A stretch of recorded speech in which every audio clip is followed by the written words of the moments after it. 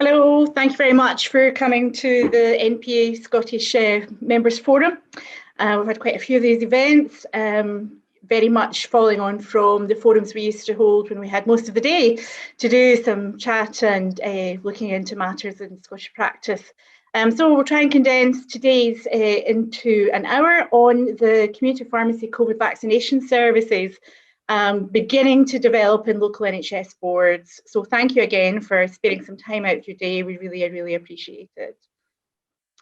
Let me introduce who we have. Myself, I'll be known to most of you as Scotland Representation Manager, and please contact me at any time if there's any queries you ever have on anything regarding support or practice in Scotland. Phil Galt is attending, and he's a Scottish board member for the NPA, and Jasmine Shah is the NPA Head of Advice and Support Services, and she'll be running through COVID vaccination practicalities. We also have Glenn Waldock, who's the NPA Senior Legal Executive, who will be discussing the indemnity issues. And I'd also welcome Adam Thornhill from MedicSpot. He's Chief Marketing Officer. And Adam has kindly agreed just to do a few minutes on MedicSpot and the service that has not been confirmed for members, but hopefully should be here very soon, and we'll love to hear a wee bit more about it. Adam will have to leave after his session very quickly, probably. I think you're going off to another meeting quickly, Adam. So thank you very much for squeezing us in. And if I can go over to you, Simon, for some of the housekeeping. Of course, thank you, Janice. Okay, welcome everybody. So the platform's all open today, so we welcome, obviously you can raise your hand, please send any questions you have in the chat. If you have any technical problems at all, just ping us a message in the chat and I can see if I can help you. Hopefully you can see us all and the shared screen on there as well. We'll be running some polls as well today, so they're pretty self-explanatory. You just get a little pop-up on your screen. I'm sure many of you are very familiar with Zoom by now, but as I say, any technical problems at all, just ping us a message and can hopefully help you there. Thank you, Simon. So rough agenda to go through, really, putting in the polls. So MedicSpot, then I want to give you just a very kind of brief slide on what we have for the medicine delivery service, the COVID-19 medicine delivery service, just to highlight that will only be a minute or two. And the COVID vaccination and community pharmacy, going from Jasmine and then to Glenn. And of course, this is a forum, it's about open discussion. So please, as Simon said, use the chat and there'll be time at the end, or if things come after the forum, please just get in touch with me and we can take the discussion forward. Okay, and over to you, Adam. Amazing, thank you very much, Janice. Hi everyone. So MedicSpot is a business partner with the NPA. You may have heard of us about having kind of private GP consultations from pharmacy consulting rooms. We also actually partner with pharmacies now to sell COVID testing to the public. So next slide, please.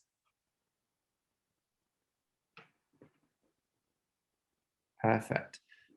So what I'm going to do is just give you a bit of a 5-minute introduction for those of you who don't know about how COVID testing has kind of become central for international travel going forward, and how pharmacies can really help serve their communities to get tested within short time windows so that they're able to board their flights effectively. So just to kind of kickstart, obviously, the testing landscape, the NHS obviously does an incredible job at providing COVID testing to people who are symptomatic, but their tests are not actually allowed to be used for travel purposes. So they encourage customers or travellers to use private providers or pharmacies or whoever it might be to purchase a test within a short time window before their flight. And obviously, if they get a negative test result, then they're able to then fly appropriately. So next slide, please. There are a lot of different providers on the market. You'll have labs themselves probably reaching out to pharmacies. I'm sure you've been solicited by a number of different people trying to get you to purchase their tests. But there are kind of, obviously there's antigen, antibody, and then there's PCR. And so right now, PCR testing is the gold standard for travel. And it's super important that if you are kind of going to get into the testing market, that the biggest kind of market is the travel space right now, and ensuring that your customers get their test result in a very much timely manner, but then also get their appropriate certification so that they can board their flights effectively. So we have kind of partnered with the NPA. We should be launching, fingers crossed, either next week or the week after. Caveat being, we're just kind of finalising a few legal points around self-declaration. But once we overcome that, we'll be launching with the NPA and providing an all-in-one service. So you as members will be able to get exclusive discount to purchase MedExpert tests at bulk, and then you can resell them on to your customers. Once you've sold it, it's kind of a sell and forget model, so you don't have to take care of any of the customer service, logistics, results, certification. We're able to kind of take all of that on going forward. So it's a really nice opportunity for pharmacies to increase their revenue and at the end of the day, their profits, margins as well. Next slide, please. So we're already working with a number of our existing pharmacies within our network. Shazad from Newington Pharmacy in Edinburgh has kind of been one of the stars of the show. Kind of pre-lockdown, they were answering up to 100 customer calls a day, just because of the volume of inquiries that they're getting. People driving over 100 miles to come to their pharmacy to buy a COVID test. With that said, obviously for them, it was very difficult for them to manage that overwhelming kind of demand. So rather than do it all in-house themselves, including the customer service, logistics, etc., they partnered up with us, and we've made the process for them seamless. So all they do is buy the test from us, sell those tests going to their customers, and we deal with everything else going forward. So Shazad is super happy about that, and we're hoping that we're able to support the rest of you guys as well to kind of create this new revenue line without kind of impacting the rest of your core business as well. Next slide, please. So this is just a bit of an overview about our launch pricing, which we're really proud to kind of offer NPA members with this exclusive discount. So our tests retail at £149, and obviously the more you purchase from us at wholesale price, the greater the discount that you're able to get. If you buy these tests from us, you're more than happy to mark them up more than £149. That's how we retail it to our customers. But if you buy the test, we're able to then support you with a digital marketing pack. And we also have a few exciting in-store materials that we're working on in the background that we're hoping to then support pharmacies with as well, to really make it kind of a seamless sell for you. Next slide, please. So when you kind of work out the numbers, I'm sure a lot of you guys, it's kind of the first thing that comes to mind. If you think about how much money you're able to sell with this exclusive NPA discount, up to over 25% when you buy in bulk, all you need to do to make just £1,000 profit per month per pharmacy is sell 10 tests a week. Bearing in mind some of the pharmacies that we're working with pre-lockdown were selling between 50 and 100 a day. Shazad included. You can kind of extrapolate that out. There's a huge opportunity here for pharmacies to really kind of boost their profits at a time when travel, vaccinations and other kind of revenue lines are kind of a little bit flat, just because obviously the market itself. So yeah, we're really excited to offer this for you, and hopefully that just gives you a little bit of context that when borders do open up, travel really does begin to happen again. There is a massive opportunity here for pharmacies to really make headway. Next slide, please. So we will be launching and announcing this very soon over the coming weeks. I'm sure Janice and the rest of the team will be in touch. We will have a website where you can kind of just go on. There's a whole ton of FAQs and testimonials and everything else you'll need to help you just make sure that you're kind of confident in the decision you're making. But if you have any questions that the NPA team might not be able to field, then you're more than happy to reach out to MedExpert's team as well, and we'll be happy to field any questions that you have. So in terms of, oh, did someone have a question? Nope. No, not the moment. I think you're okay, Adam. Cool. So we'll communicate kind of everything with launch once we finalise just dot the I's and cross the T's with the legal side of things. But this is an exciting opportunity that hopefully you'll be able to take advantage of in the coming weeks. I've got a few minutes to field any pertinent questions. Otherwise, I'll leave you guys to it. I know you've got an exciting session ahead.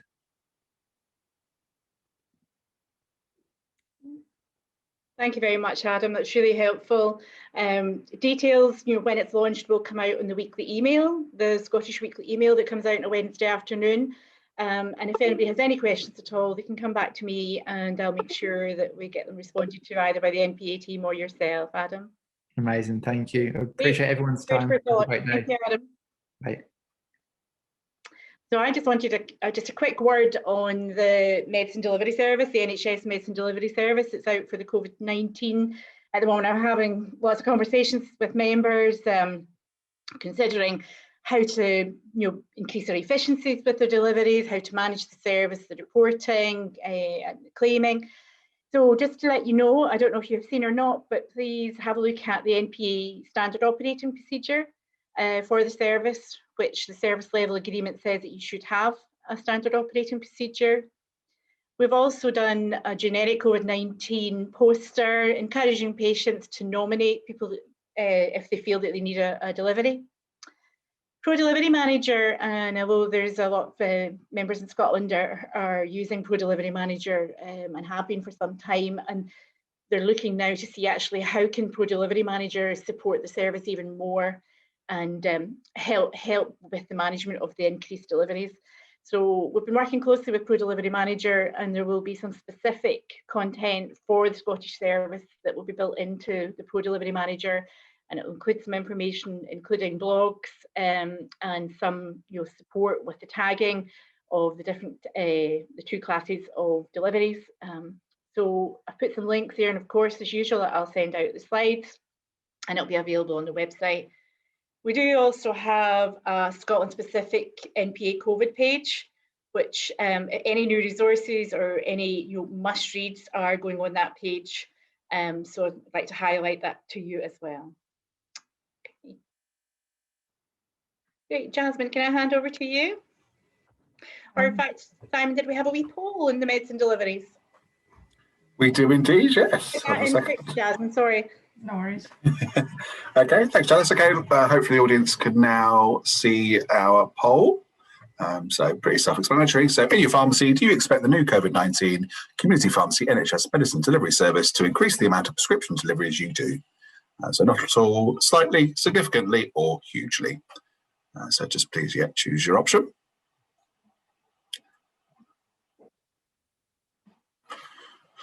Can you see that, Janice? Can you see the results as they come in? You can, fantastic, excellent. Okay. Just a couple more. Okay. So 75% are saying that slightly increase the amount of prescription deliveries, 13 significantly, and 13 not at all, and 0% saying hugely. Very interesting. So there is just those extra patients that we can reach out to for, which is great, really. Okay, if anybody has any questions or feels that there's any support needed that's not there, please come back to me and we'll soon look at and see what we can develop for you. Thank you.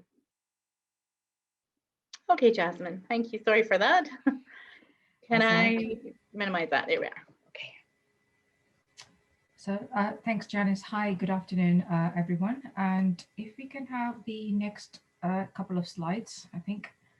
Brilliant. So in this part of the section, Janice, Glenn, and myself, all three of us will be talking to the various points we hope to cover today, just as a brief overview about some of the practicalities of the COVID vaccination program, from what we've heard from members, and also what the experience has been in England. And Janice will be filling in what's happening in Scotland at the moment. So thank you. If you can go to the next one, please. So brief overview, I'm sure you're all very familiar with this, that currently there are 3 COVID-19 vaccines which have been given temporary authorization by the MHRA and have been approved by the UK Department of Health to provide through the UK vaccination program. 2 of them, the Pfizer-BioNTech and the Oxford Astrazeneca vaccines, are already being used in the COVID-19 vaccination program at the moment and being administered to patients. The Moderna one is yet to be rolled out. So There are certain differences between the three vaccines, and to help members to understand the key points of the different characteristics of each of the three vaccines, we produced a vaccine comparison chart, which just literally gives you all the different comparable characteristics in 3 columns, and is a very quick, easy reference for yourself and your teams to either train yourselves up, as well as to use to support answering any questions from patients you may have as well, who want more information before deciding whether to have the vaccine or not. So thank you, Janice. Next one, please. So very briefly, the vaccines do have their own specific storage and handling requirements. And these are some of the key areas where the practicalities are becoming very important when it comes to actually implementing a vaccination program from a pharmacy-led site. So you will all have heard the Pfizer-BioNTech vaccine has the most extreme storage conditions, where the vaccine needs to be stored at -70 degrees, where it has a shelf life of 6 months. But once it starts thawing out, it literally is a 5-day shelf life and is stored at 2 to 8 degrees. And that 5-day shelf life actually includes the thawing out period as well, while the vaccine is slowly defrosting itself. So in reality, the vaccination sites in England, which are currently being supplied with the Pfizer-BioNTech vaccine, they only have approximately 3.5 days, literally, in which the vaccines that are supplied have to be administered. Now, seeing as each vaccine pack comes in packs of 975 doses, the default requirement in England at the moment is for all vaccination sites to be able to administer 1,000 vaccines per week, but in reality with the Pfizer one is 3.5 doses to be administered within, 975 doses to be administered within 3.5 days. And this vaccine also requires diluting prior to administration. With that, the equipment that needs to be, the injectable equipment is all supplied along with the vaccines in the English program. So you get the vaccine doses, you get the syringes, needles, and all the consumables that go with it, all delivered as packs together by the Department of Health logistics team at the moment. Thanks, Janice. The Astrazeneca vaccine, again, very briefly, also requires fridge storage, but it's not extreme. So there's no deep freezer storage required with this one. And just as with the Pfizer-BioNTech one, this is also preservative free. Now, here there are some aseptic techniques which are really important and which need to be borne in mind, because once the vial itself is pierced with the needle for the first dose, then it needs to be used up within 6 hours. And the AstraZeneca vials come in either doses of 8 doses per vial or 10 doses. So you need sufficient numbers of patients booked in to ensure that those number of doses are administered within the 6-hour period while the vaccine is viable once the vial is punctured, basically. So that's a really key point with that. And again, here the injectable materials and the consumables are provided with it. Now, both of these vaccines are administered using the intramuscular technique, inject into the deltoid. And that is a standard vaccination technique, which is also used with flu vaccinations that you'll be familiar with. Thank you, Janice. So in terms of some of the key documents and where information is available that I would definitely recommend you to read up, is to look at the NHS Scotland circular, which has been issued on the COVID-19 vaccination program in Scotland. From NHS England as well, there is a very comprehensive suite of documents that is pertaining to the English program, but it covers a lot of operational elements of the program, which may also assist you. The Public Health England has updated the Green Book on immunisation chapter. They published a new chapter called Chapter 14A to do with the COVID-19 disease and the vaccination treatments for it and everything, which is a very useful reference guide. There is a comprehensive document which is periodically updated at the moment called Guidance for Healthcare Practitioners about the COVID program on the gov.uk website, which covers many of the operational and the clinical elements of the program, including contraindications and considerations for when specific groups of patients need to be vaccinated. There's a number of training resources and recommendations. So NES in Scotland has published the immunisation information for the COVID vaccination program, and there's some also information on the gov.uk website. Overall, link 6 here is really important because that one site on the gov.uk website gives you a complete sort of cohort of all the different various links which to do with the vaccination program, the clinical aspects, training, legal authority, the legal mechanisms, and it covers a lot. So please do have a look at that. Thank you, Janice. If I could just make comment that a lot of the resources for the COVID vaccination are UK, so a lot of them do refer back to Public Health England and the Green Book, etc. is obviously UK. NES has their training suite as well, but if you are considering going into any NHS board, please look carefully at the NHS board requirements, because already there's only a few boards of their details out and available, but there's already significant differences in the training requirements, and they could well be signposting to different places for the training that is required. Absolutely.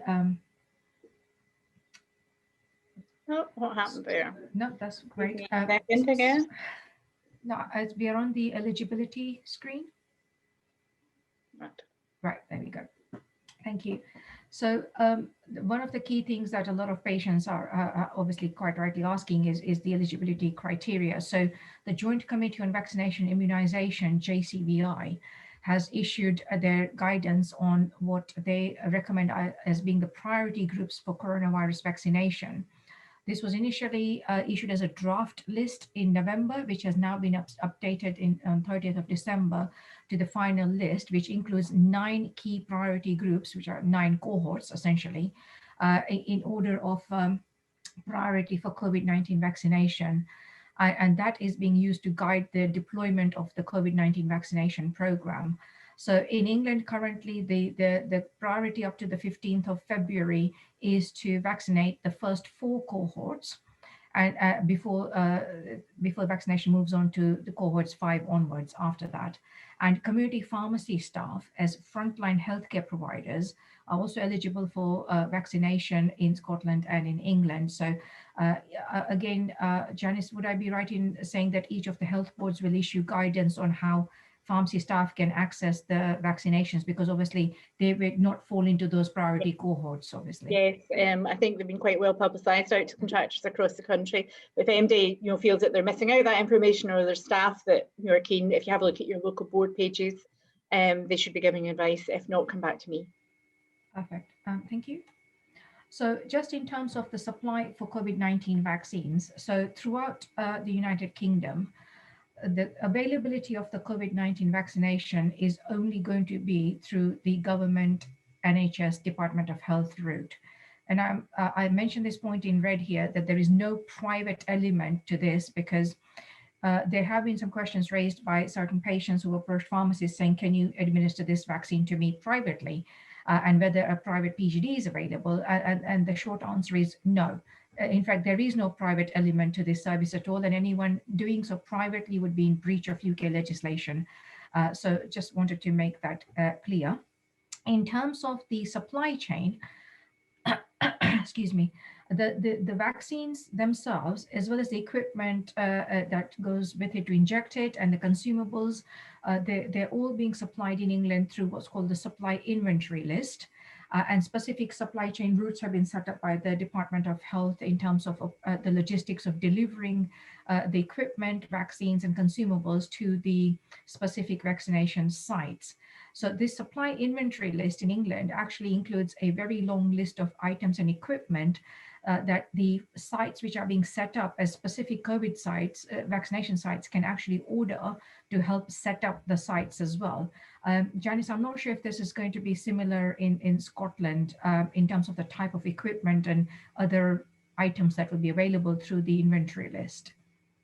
Well, I think each board again will be different, what's required and how they're going to be supplying it out to contractors. And I think it is just a case of making sure that you do have everything that is required, and how you're going to get it, and how then do you manage that in your pharmacy without affecting the capacity for the normal pharmacy services.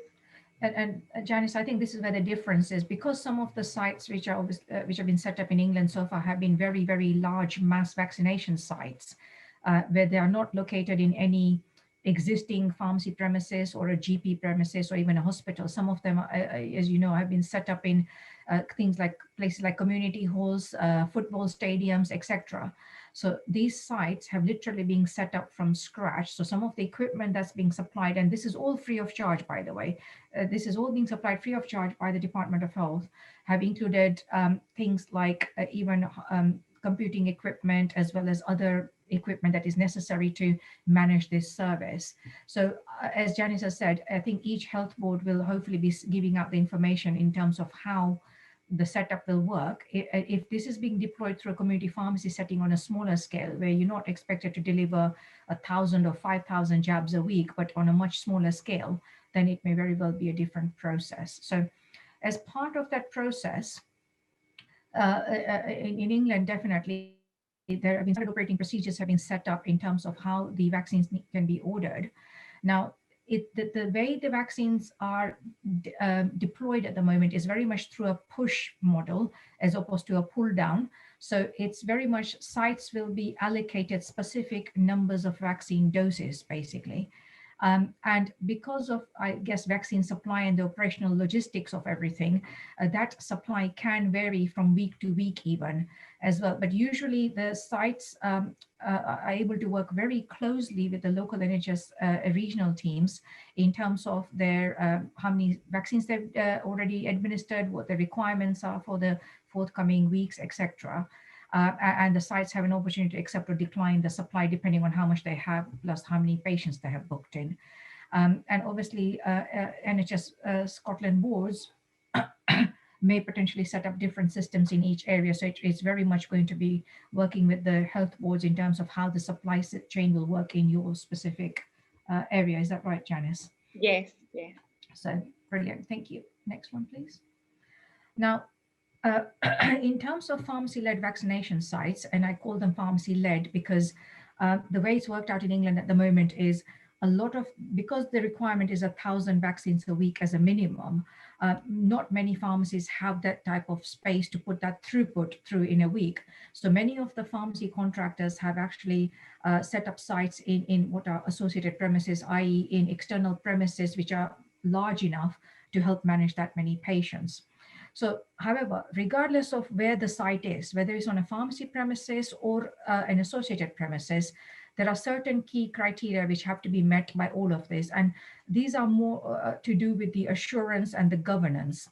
And the assurance is to ensure that the product integrity is maintained, that the right systems and processes are in place, and the right incident or risk management procedures are in place as well. And these, the criteria are cover things like vaccine storage, how the whole service provision to patients will be planned and coordinated to ensure site safety and security as well, especially if it is at a different site, how clinical waste generated from the vaccination service is managed, because this is going to be large scale, potentially clinical waste being produced.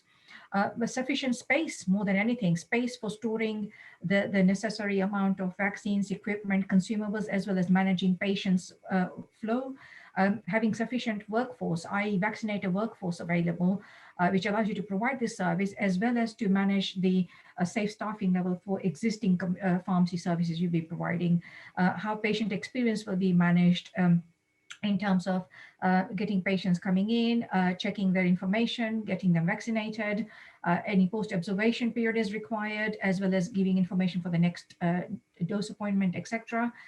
Handling, preparation, and administration of the vaccine, because the vaccines have to be prepared.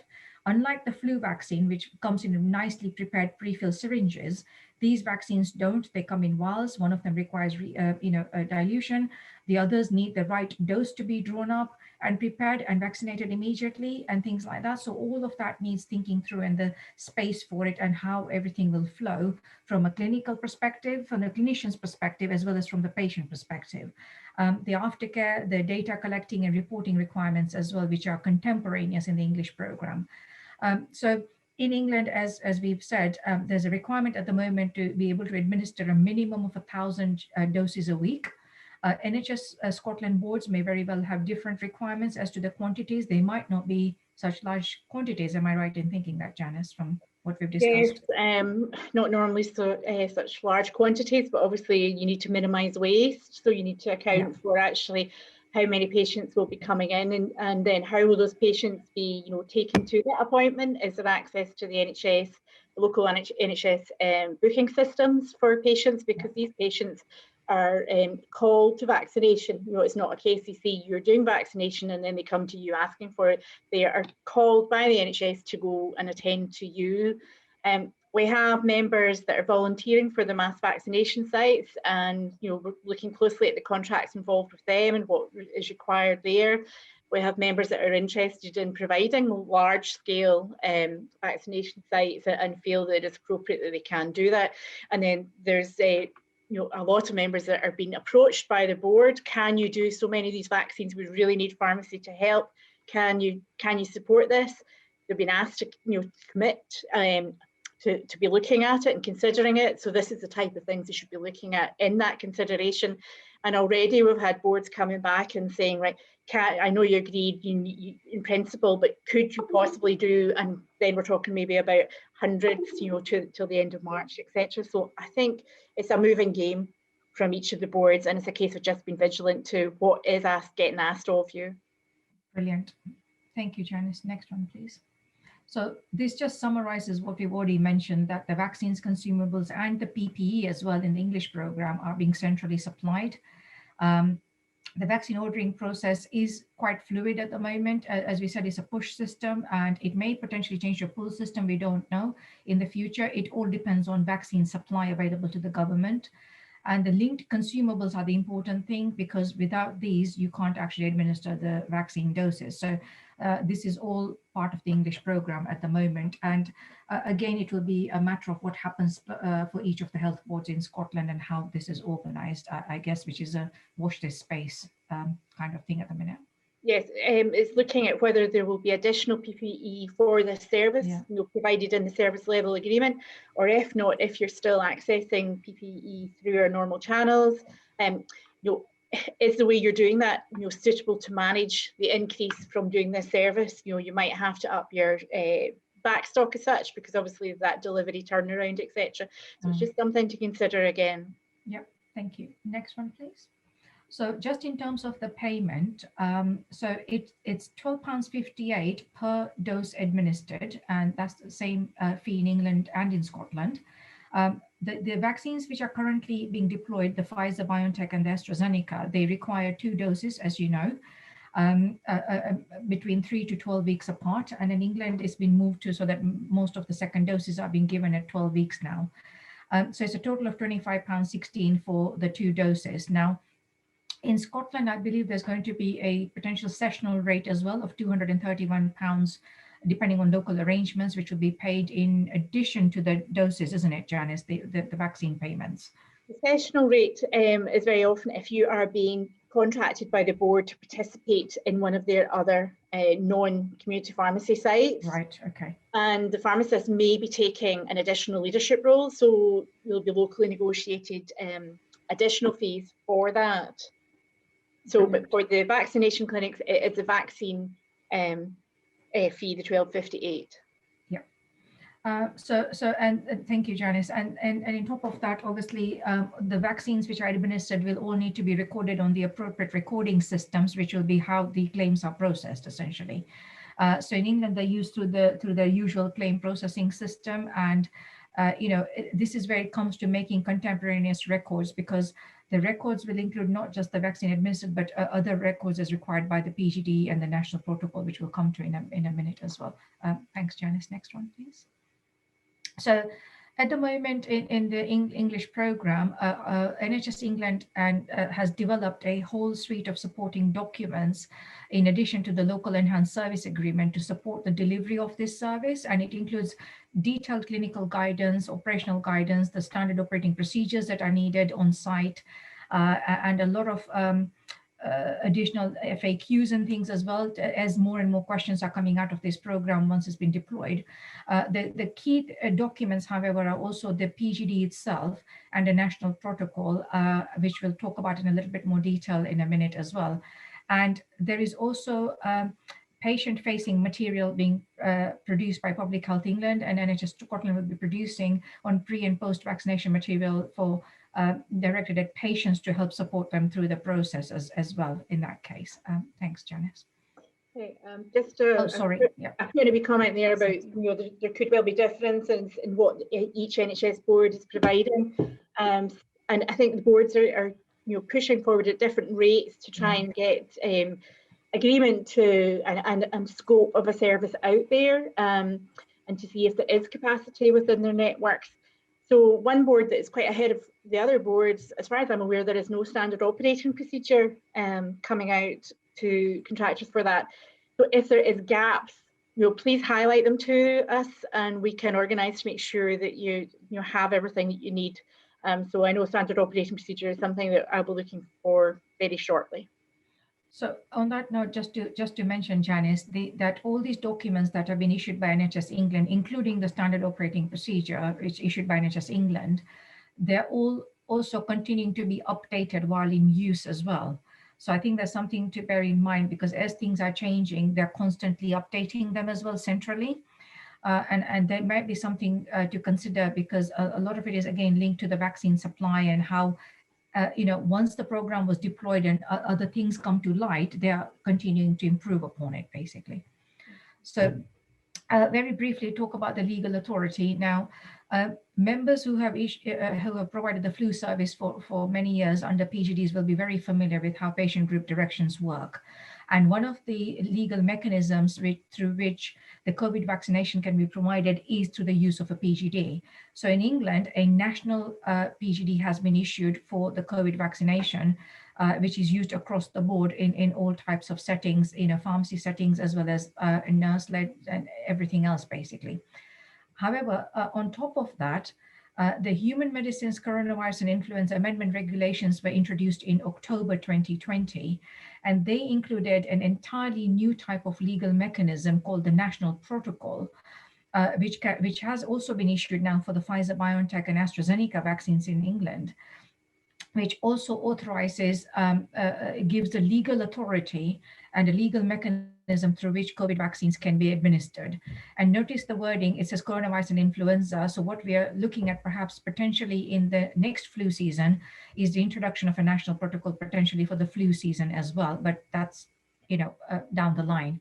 So at the moment, the key difference between the PGD and the national protocol is the type of vaccinator workforce and who can do what under each one.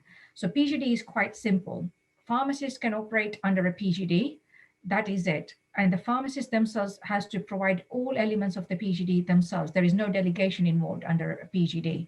So for example, pharmacist operating under a PGD cannot delegate the administration of the COVID jab to another trained vaccinator. They have to do everything themselves, including record keeping and the entire process.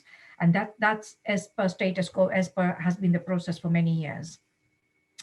Under a national protocol, however, the national, sorry, Janice, on to the first one. So yeah, so under the national protocol, however, there are 4 different stages, and this information is written into the national protocols themselves as to what type of healthcare practitioners can operate which stage of the national protocol, basically. And this is where it's coming to down the line of about understanding that key difference and not mixing this up essentially at the moment. Sorry, Janice, thanks for that. Jasmine, can I just draw your attention? We've only got 20 minutes to bring in and questions. Apologies, sorry, just trying to whiz through very quickly. So we've touched upon this briefly already, so I'll keep it quite short. We talked about providing a service either from a registered premises or an associated premises. The GPAC guidance applies equally to associated premises as well. So whatever all the GPAC pharmacy professional standards for pharmacy professionals and registered premises apply equally, and they are very keen to ensure that there's safe staffing levels. So there's more information from the GPAC available through that link. Thanks, Janice. Very quickly on the premises requirements, the main thing is assurance and safety. And this premises, whichever premises they are, need to meet GPAC standards. And obviously very important in a COVID secure way, which manages social distancing, the face coverings and the right sort of preventive measures in place, as well as a specific area. Suitability also comes from having the right access to resuscitation equipment and trained staff in case of an anaphylactic reaction in somebody they're vaccinated. Sorry, I'm whizzing through this a bit more now. Sorry, Janice. So what we've done to support vaccination services, and this is also going back to the flu, when the flu season started, is we produced a risk assessment template to support pharmacies about all the different ways of providing vaccination services in a COVID secure manner. And this is equally applicable to whether you're providing a flu service or a travel or private PGD services for travel jabs, or even now going forward to looking at it from a COVID vaccination service. This will be helpful for you. So this is available through the NPA website. Sorry, next one, please. Alongside that, for most of the COVID sites which have been set up, it's been very necessary and important to conduct a workplace risk assessment separate from just to do with the service. And this is to do with management of the workforce and the patient flow and things throughout. And we do have a risk assessment template already prepared for that, which can be easily used for any new site that you're thinking of setting up as well for a COVID vaccination service. You may be providing the service from your pharmacy, in which case you may be using your consultation rooms, hopefully. And again, the same considerations of risk management apply in terms of maintaining COVID security, social distancing, hygiene, cleaning, etc., etc. So there's information on that. This is mostly all being built into the risk assessments anyway. So hopefully that should be covered off altogether. Thanks, Janice. Janice has touched upon the training already in terms of there being different training requirements. So on the English program, certainly there is an absolute requirement for all the pharmacy contractors providing the program to keep firm training records of all the staff who've been trained. Similar record keeping requirements, I would assume, would apply in Scotland as well to ensure assurance around making sure the right training has been provided. And again, there is guidance for healthcare practitioners from gov.uk, which is very helpful to assist in overall education and training about not just the program, but the clinical elements of the program as well. Thanks, Janice. There's a bit more here. So the NPA has provided a COVID-19 specific vaccination training program. Is available now as well. There's information on the website. And Janice, I'm assuming you'll be able to email out the more specific detailed information to those who need it at the minute. Yes, it's getting highlighted in the weekly email. And I heard this morning that there is a Scottish date as well.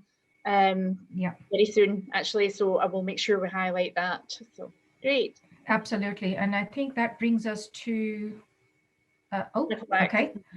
Anaphylaxis, we've touched upon this, and this will be covered in the COVID-19 vaccination program as well. But it's a simple rule, just as we have for the flu service, where there is any risk where you're injecting somebody, there's a risk of anaphylaxis or a reaction.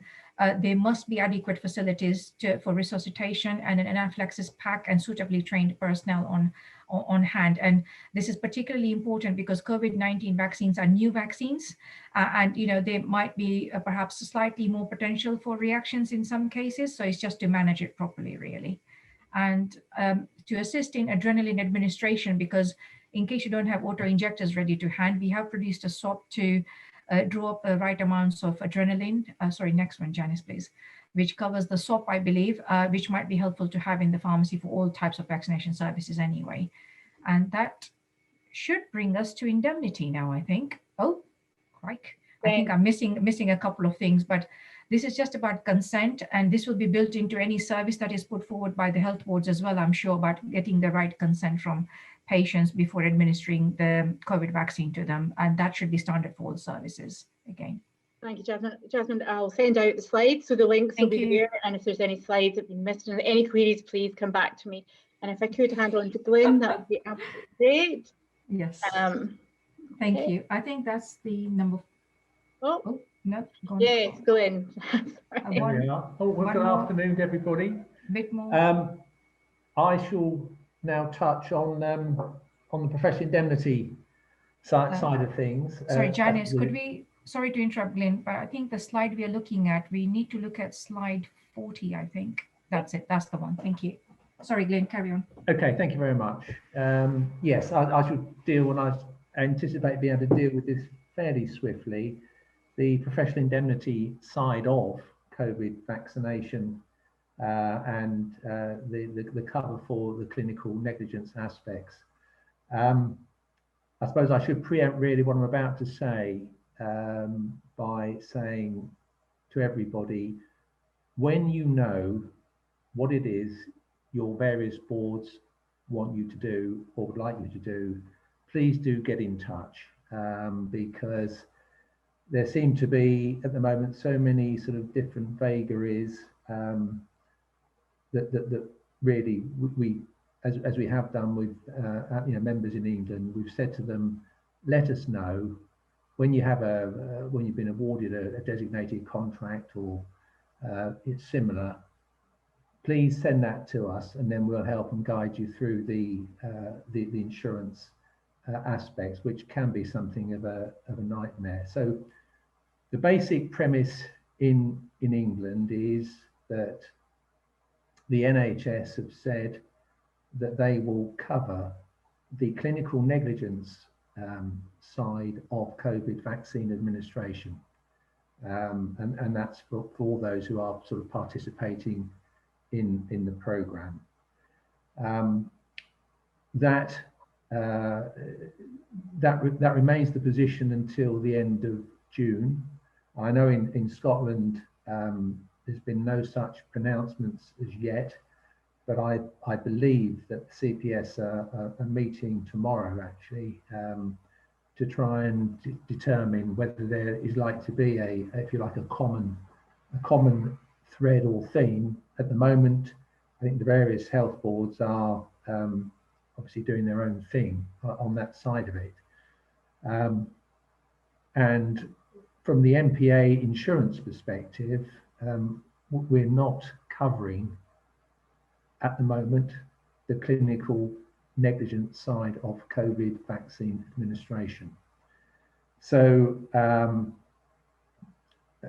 there is ideally there needs to be obviously a comfort, if you like, that is given to contractors that will be taken care of.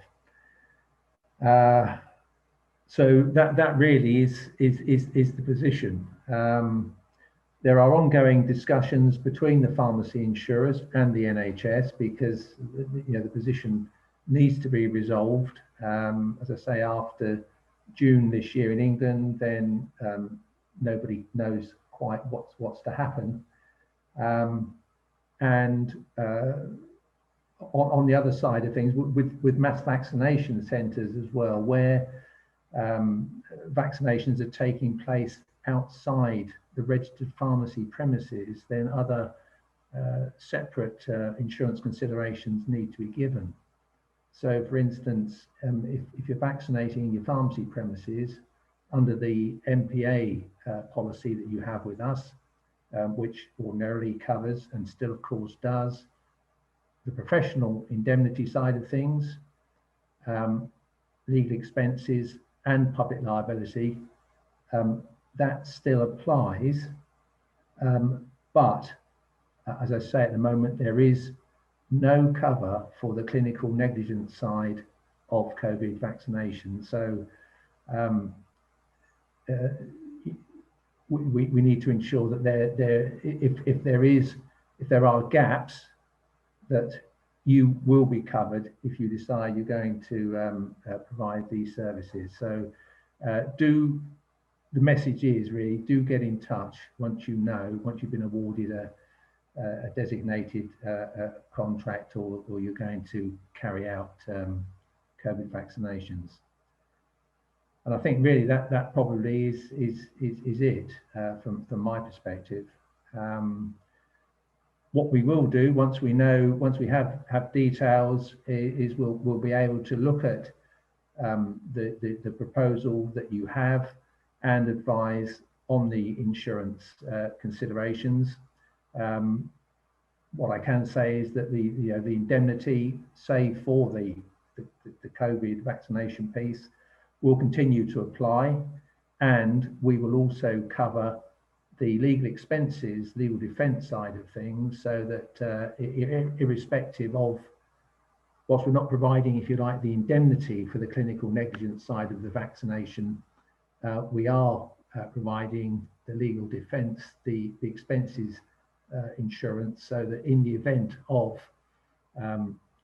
complaints being made to regulators about the performance of the service or any other aspect connected with the COVID side of things, we are still covering that side of it. But the actual indemnity is not something that we're offering at the moment. So yeah, I hope that without sort of scaring you unnecessarily, I hope that sort of gives you a good overview of where we are at the moment on the indemnity side. Thank you, Glenn. That's really helpful. I know over the past few weeks we've been having conversations with Community Pharmacy Scotland, with local boards, with members, trying to get some clarity on it. And there's several conversations going on in different parts of Scotland, actually looking at what's being asked at the time. So absolutely, if we can, be very aware that we need to discuss the clinical negligence as soon as, being that we are quite positive that a strong statement, a clear statement will come out very shortly regarding the NHS Scotland clinical negligence. Okay. Thank you, Glenn. Thank you. Right. Okay, so we talked about resources, and I'll send the links out, so there's loads there. And the follow-up, really just kind of looking at what is getting asked of you, considering actually, is this feasible to fit in my pharmacy with the teams I have and not compromise on the services that we are providing, the core pharmacy services. And we're there for you to answer the questions. If you can, phone numbers through to me, through to pharmacy services, and then if it's legal that's required, that you'll be taken through to legal as well. So thank you very much. I'd like to provide another poll if that's possible. Let me see. I know, have I got the poll, Simon? Have you got the polls? No, I can launch that. Yeah, that's fine. I'll do that now. Okay. So if we could do the quick polls, and then I'll stop sharing and we can open the floor really to discussion. Right.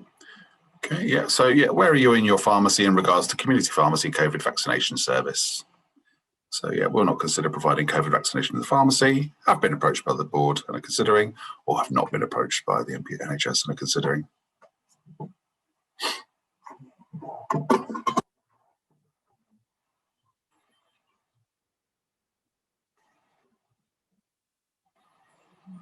Okay, I think that's pretty much everybody. Yeah. Interesting. So 10%. Share those. What were there? Sorry, I just shared them. 10% will not consider providing COVID vaccinations in the pharmacy. 30% have been approached by the NHS board and are considering, and 60% have not been approached by the NHS but are considering. And I think that's where we are. There's some boards have things out to contractors and some don't as yet. So significant difference across the country. So that's very interesting. Thank you very much for that. Janice, we have actually got a poll. I think we were going to run earlier, the fit to travel one as well, if you wanted to do that one. Yes. Should we do that one? Yes, okay. That Simon, that's great. Thank you. Okay, so yeah, in your pharmacy, have your staff been asked about fit to travel tests?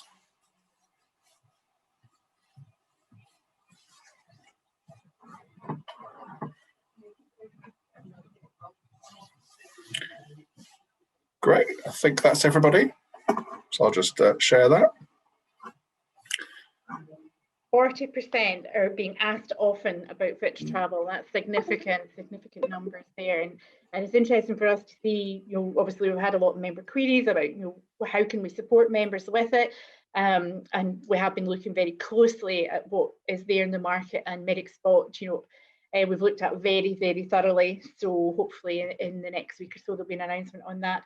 30% never been asked. And it'd be interesting to kind of go into those figures more, whether it's to do with the areas, etc., or the type of kind of pharmacy model they have. So thank you for being involved in that. That's super. Thanks very much. Okay. So most of you will have my contact details. Super. So please get in touch anytime. Obviously, you know where we are. And it's a moving landscape, this, so we hope to provide the information timely as it changes and the resources and support that is required. And this is really just about the initial considerations that you need to think about in your own pharmacy. So if we can help in any way at all, please get in touch. Does anybody else have any final comments, or are we happy to close? Going a bit over time, but it's one of these things you think into it more, and that just raises more questions. So please, get in touch.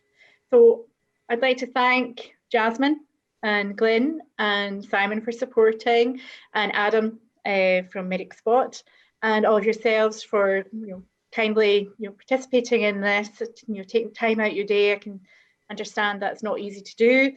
But please get in touch with us if you feel there's any need for anything else, development-wise, resource-wise, or if there's any other topic that we need to kind of focus on. I do hope it's been helpful. Sorry. Thank you, Jasmine. Sorry to interrupt, Janice. I was just going to mention that for those of you who are considering providing a COVID vaccination service and you want to look at some of the site setup considerations, we have produced a COVID vaccination site risk assessment specifically. Now, obviously, at that time, we produced this back in December when the English designation criteria came out for the sites, for where contractors had to assure the NHS England to say, yes, they meet these sort of requirements. But it may be helpful for you to use in terms of thinking about how you may want to set up this service and what some of the site criteria might be, and run a risk assessment accordingly to highlight things that you may already have in place, but what other things you may need to put into place. Just what might be helpful there, Janice, along with that. Yes, Jasmine, I have reviewed it for Scotland. I've just to do a couple of final amends, and I'm sure it'll go out the weekly email next week. Oh, great. Thank you. Okay. So, thanks for having us today, Janice. Thank you. Thank you for coming. Thank you, Glenn. And Simon, for your help, as always. Very welcome. Thanks, everybody. Okay, I'll just close the meeting for everybody then. Thank you very much. Thank you again. Thanks. Bye-bye. Many thanks. Thank you, Bye. Janice. Bye. Bye.